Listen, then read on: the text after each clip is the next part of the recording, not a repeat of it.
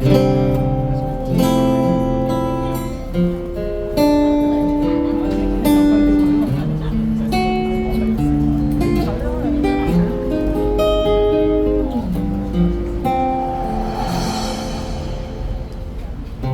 街等那動態數在半路停步，是聽着每顆心跳脈搏起伏，定要永成就幸福。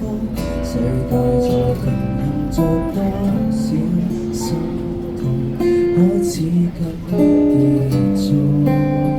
可呼吸多數萬次，看到這樣容易。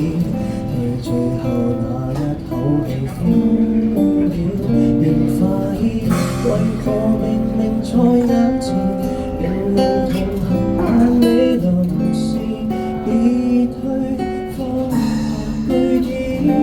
許多人都相信離開的人生走到該走的那時，痛着來話別，可知留低的與重生的，卻在這邊怎撐過餘生的浩劫。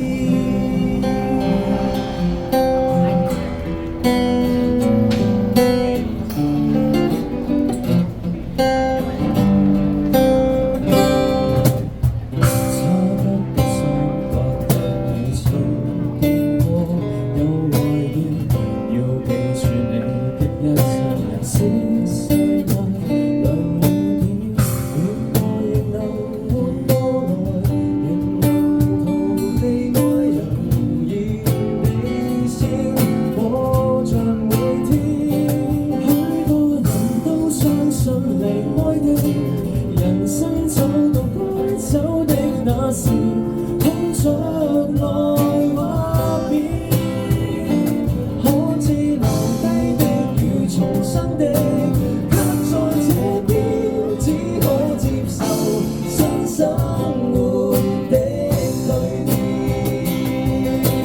祈求站在世界的終端，相擁吧，遇上還能再對話。若到那天地球還未塌下，尚能期待某種永遠嗎？